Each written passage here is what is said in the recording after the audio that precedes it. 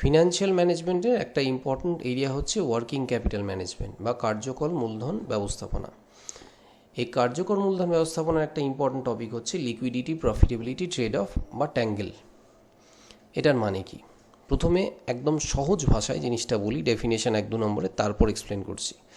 Liquidity profitability trade off মানে liquidity of an organization and profitability, এই দুটোর মধ্যে একটা ইনভার্স রিলেশনশিপ লক্ষ্য করা যায়। The inverse or opposite relationship between liquidity and profitability of an organization is called liquidity profitability trade-off or tangle. That means if liquidity of an organization increases, profitability decreases, and if liquidity decreases, profitability increases. This opposite relationship is called, between the two is called liquidity profitability trade-off. Clear? তাহলে এটা 2 নম্বরের উত্তর হলো, কিন্তু তার মানেটা যারা জানো না তাদের কাছে পরিষ্কার হলো না। এটা 2 নম্বর যদি আসে এটা লিখলেই 2-2 পাওয়া যাবে, কিন্তু এর মানেটা কি? এক্সপ্লেনেশন যদি তোমায় জানতে চায় 5 নম্বর 4 নম্বর যদি দেয়, তাহলে মানেটা কি? লিকুইডিটি মানে একটা অর্গানাইজেশনের short term loan repayment capacity বা short term debt repayment capacity. Short term অব্লিগেশনগুলো যাতে অর্গানাইজেশন মিট করতে পারে, তার যদি ক্ষমতা অর্গানাইজেশনের থাকে সাফিসিয়েন্ট, তাহলে বলা হবে প্রতিষ্ঠানের তরলতা আছে, মানে লিকুইডিটি আছে। ধরো একটা এক্সাম্পল দিচ্ছি, আমি ক্রেডিটে জিনিস কিনি, তার জন্য আমাকে ক্রেডিটাররা টাকা চায় টাইম টু টাইম যখন টাকা দেওয়ার কথা। তাহলে ক্রেডিটে জিনিস কিনি, আমার টাকা চায়, তার জন্য আমার টাকা মেটাতে গেলে তো হাতে ক্যাশ চাই। তাহলে হাতে ক্যাশ চাই, ক্যাশ বা লিকুইড ক্যাশ অ্যাসেট থাকতে হবে, যেটা আমি শর্টে তাড়াতাড়ি ক্যাশে কনভার্ট করে ফেলতে পারি, যাতে ওদের অব্লিগেশন মিট করতে পারি। আবার ধরো ডে টু ডে এক্সপেন্ডিচার আছে, আমার লেবারদের পেমেন্ট করতে হয় বা স্টাফদের পেমেন্ট করতে হয়। এই ধরনের পেমেন্টগুলো করতে হাতে ক্যাশ রাখতে হয় বা ক্যাশের কাছাকাছি অ্যাসেট রাখতে হয়, যেটা নিয়ার ক্যাশ অ্যাসেট বলে। তাহলে সেই অ্যাসেটগুলো যদি খুব বেশি পরিমাণে রেখে দিই প্রতিষ্ঠানে, তাহলে প্রতিষ্ঠানের short term debt repayment capacity খুবই ভালো হবে। তাহলে that will be called short term liquidity is, the organization's liquidity is very high, the organization has its short term debt repayment capacity is very high, or its liquidity position is sound, খুব ভালো sound position যেটা বলা হয়। কিন্তু একটু ভাবো তো, যদি আমি অতিরিক্ত পরিমাণ লিকুইডিটি রাখি, তাহলে একটা সার্টেন রেঞ্জের পরে তো এই টাকাটা অ্যাকচুয়ালি কোনো কাজে লাগছে না, প্রোডাক্টিভ কাজে লাগছে না। তাহলে কি হচ্ছে, এই টাকাটা বেসিক্যালি আইডল পড়ে থাকছে, মানে অলস পড়ে থাকছে। এবার nothing is free in this world, পৃথিবীতে কিছুই বিনা পয়সায় হয় না, একটা কথা বলা হয়। তার মানে কস্ট অফ ক্যাপিটাল তো আছে। ওই ক্যাপিটাল যেটা আইডল পড়ে আছে, তুমি শুধু শুধু ওয়ার্কিং ক্যাপিটালে ফাঁসিয়ে রেখে দিয়েছো অতিরিক্ত লিকুইডিটির নাম করে। অতিরিক্ত ওয়ার্কিং ক্যাপিটালে বা শর্ট টার্ম অ্যাসেটসের মধ্যে, ক্যাশের মধ্যে বা লিকুইড ক্যাশ অ্যাসেটের মধ্যে খুব বেশি পরিমাণ টাকা যদি ফাঁসিয়ে রেখে দাও অযথা, যেটা আমার প্রয়োজনই লাগছে না, তাহলে কি হবে? লিকুইডিটি তো খুব হাই হবে, very good. Short term liquidity মানে short term debt repayment capacity খুব হাই হবে, কিন্তু ওই টাকাটা তো আইডল পড়ে থাকছে। কিন্তু ওই টাকাটা তো জোগাড় করতে আমাকে ব্যাংক থেকে লোন নিতে হয়েছে। তার মানে that part of capital which is blocked as working capital in the organization, which is also termed, which also indicates liquidity to a large extent.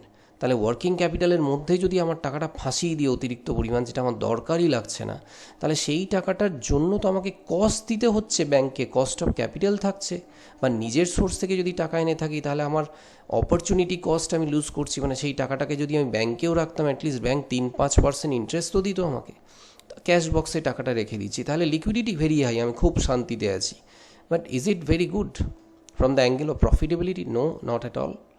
তাহলে আমাদের কমার্সের স্টুডেন্ট হিসেবে বুঝতে হবে, যদি আমি একটা লিকুইডিটি ভেরি হাই করে দিই, তাহলে সেই টাকাটা আইডল পড়ে থাকছে, তাহলে প্রফিটেবিলিটি ইম্প্যাক্টেড হচ্ছে।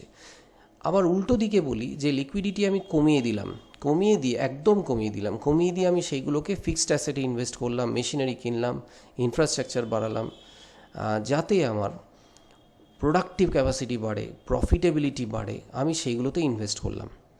তাহলে আমার লিকুইডিটি কমিয়ে শর্ট টার্ম অ্যাসেটস বা ওয়ার্কিং ক্যাপিটাল ইনভেস্টমেন্ট কমিয়ে আমি লং টার্ম অ্যাসেটসে ইনভেস্টমেন্ট বাড়িয়ে দিলাম। তাহলে আমি বললাম কি, আমার প্রফিটেবিলিটি বেড়েছে, প্রফিট আর্নিং ক্যাপাবিলিটি বেড়েছে।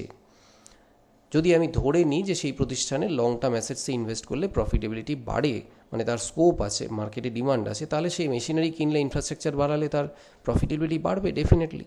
তাহলে লিকুইডিটি যখন কমছে, দেখো প্রফিটেবিলিটি বাড়ছে। আবার প্রফিটেবিলিটি বাড়লে লিকুইডিটি যদি খুব কমে যায় সেটাও কিন্তু বিপজ্জনক। এটা কি শুধু প্রফিটেবিলিটি তাকানো উচিত আমাদের? নো, আবার না, কেননা কোনোটাই এক্সট্রিম ভালো না। কেন যদি প্রফিটেবিলিটি খুব হাই কিন্তু আমার ক্যাশ বক্সে টাকা নেই, আজকে যদি ক্রেডিটার টাকা চাইতে আসে আমি দিতে পারছি না, একটা কোনো সাডেন বিজনেসে একটা কোনো অ্যাক্সিডেন্ট হলো, আমি তার জন্য কিছু খরচ করতে হবে, আমি দিতে পারছি না। তার মানে কি ইলেকট্রিক বিল এলেও আমি পেমেন্ট করতে পারছি না দোকানের। তার মানে this is very bad, this is very poor. If your liquidity is very poor, then also your stability as well as your goodwill of the organization will be hampered negatively, will be affected negatively. So profitability খুব high করতে গিয়ে আবার liquidity একদম লো করে দেয়, এটাও ঠিক নয়। তাহলে দুটোর মধ্যে একটা ব্যালেন্স মেনটেন করতে হবে। We should as finance manager of the organization should try to strike a balance between the two. দুটো অপোজিট এই রিলেশনশিপ দুটো জিনিসের মধ্যে আছে, তাহলে দুটোর মধ্যে একটা ব্যালেন্স করতে হবে। সেই ব্যালেন্সটা কী করে করব না, আমার ইনভেস্টমেন্ট প্ল্যান, ফাইন্যান্সিয়াল প্ল্যানের মধ্যে একটা ব্যালেন্স থাকবে। আমার current assets to total assets বা current assets to fixed assets রেশিওর মধ্যে একটা অপটিমাম লেভেল মেনটেন করার চেষ্টা করতে হবে। দেখো এক্স্যাক্টলি বেস্ট বলে কোনো কম্বিনেশন হয় না, so we should not use the term best. কেন বেস্ট কোন লেভেলে হবে এটা বলা খুব মুশকিল, কিন্তু হ্যাঁ অযথা একটা এস্টিমেট তো করা যায় যে আমার সারা বছরে কোনো সময়তেই দেখা যায় অ্যাভারেজে 1 লাখ টাকার বেশি আমার হঠাৎ করে ক্যাশের দরকার পড়ে না। তাহলে আমি ক্যাশ বক্স বা নিয়ার ক্যাশ অ্যাসেটসে যদি 1 লাখ টাকা ইনভেস্ট করে রাখি, সরিয়ে রাখি তার জন্য, তাহলে দ্যাট উইল বি এনাফ। কেন আমার তো কন্টিনিউয়াসলি আমার স্টক সেল হচ্ছে, ক্যাশ জেনারেট করছে, আবার তো ক্যাশ আসছে, কিছু খরচ হচ্ছে, কিছু আসছে। তাহলে অ্যাভারেজে 1 লাখ টাকা যদি মেনটেন করি, তাহলে আমার liquidity will be good as well as my profitability will also be optimum or can also be maximized in the given condition. কিন্তু যদি আমি লিকুইডিটি অতিরিক্ত করে রাখি তাহলে তো সেটা আইডল পড়ে থাকবে, মানে অলস পড়ে থাকবে ক্যাপিটালটা। তাহলে that part of capital which is blocked in the working capital should also be tried to be optimized or utilized properly. তাহলে তার জন্য আমাদেরকে একটা দেখতে হবে অ্যাভারেজ করে যে আমার কত টাকা জেনারেলি লিকুইডিটি রাখলেই হয়, এবং কিছু রেশিওস থাকে, profitability ratios as well as liquidity ratios. এই দুটোর মধ্যে একটা অপটিমাম কম্বিনেশন মেনটেন করতে হবে। এবার তুমি প্রশ্ন করতেই পারো স্যার কোনটা অপটিমাম? এরকম কোনো রেশিও নেই।